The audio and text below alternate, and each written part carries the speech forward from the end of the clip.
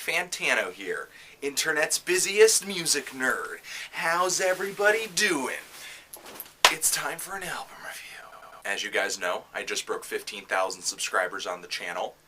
Thanks to you for spreading the word, being supportive / awesome, and agreeing to disagree when we don't see eye to eye. I'm still having a busy week today, just like yesterday's video, so don't mind me if I stick to the straight and narrow on this new Gorillaz album. Sorry, Cal.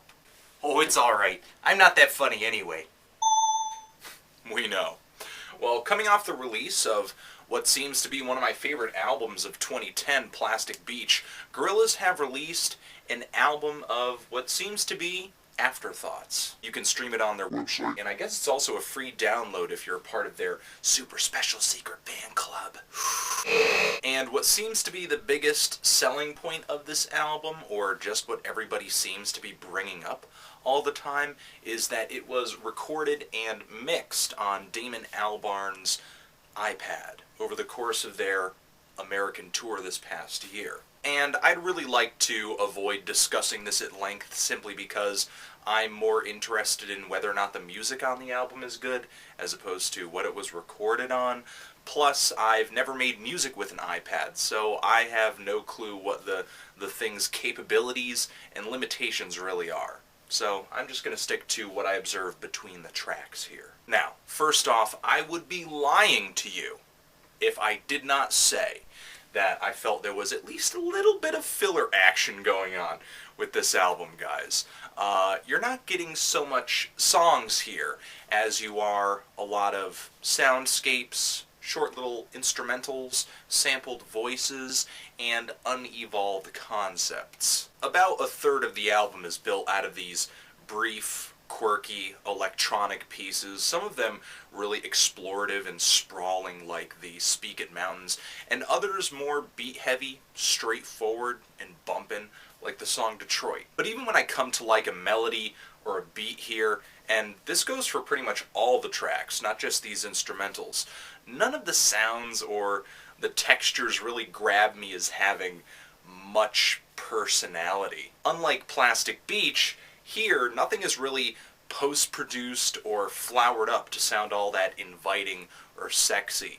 If you've ever wanted to hear a very raw side of Gorillaz, here you go. But me, I kind of feel like I'm eating a freshly grilled steak, which is fine. It's a freshly grilled steak, but there are no side dishes, no garnish, no salt, no pepper, no marinade, no spices. I would even argue you didn't even get a plate or a fork or a knife to eat the thing with. It's just a cooked steak. So the instrumental side of this album really is not doing it for me, just simply based on that reason alone. However, on the songier side of this album, that is a word, there are some really awesome moments that I would love to see fleshed out, re-recorded, revisited. Albarn has a great vocal delivery on the song SHYTOWN, and I just love the cold, sensual funk feel of that track. Really sticks out in my head. But I think my favorite song on the album is actually Bobby in Phoenix, which surprised me with a lot of acoustic guitar,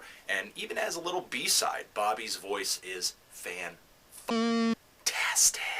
The issue for me is that moments like that are pretty few and far between, and I find myself skipping over a lot of tracks just to get to them when I'm listening to this album over and over. Plus, there are a lot of tracks here I just cannot stand, like the Joplin Hillbilly Man, the opener of this album too, all have really obnoxious electronics or effects, a lot like some of my least favorite songs on Plastic Beach, actually, like Sweepstakes or Glitter Freeze.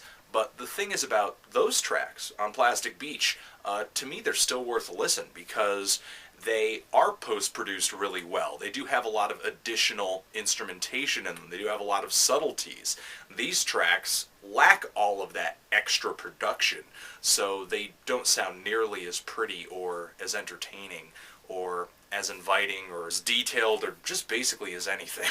On the Fall, these synthesizers just sound really rough and unfinished and just not something I would want to listen to when I have an album like Demon Days at my fingertips. So believe me when I say there are diamonds here, but they're really, really, really in the rough, for sure. So honestly, I have very, very, very mixed feelings on this album, and I know a lot of y'all are going to say, Anthony, it's not that bad. It's not that bad, man. And I have to agree, it's not that bad if you're a Gorillaz fan and you deeply love their 3 albums and you really want to explore into the mind of Damon Albarn a little bit further, because this is definitely an opportunity to do that.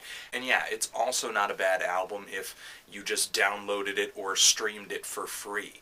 Would you pay for this album? That's another question, because it is supposed to get a physical release in 2011. But who cares what I say?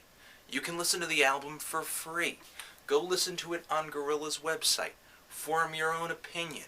And after you do that, come back here and tell me what you thought of it. Did you love this album? Did you hate it? And why? Does it matter that this was recorded on an iPad? Should it have been recorded on something else? Or is it perfect the way it is? Anthony Fantano, Gorillaz, The Fall, forever.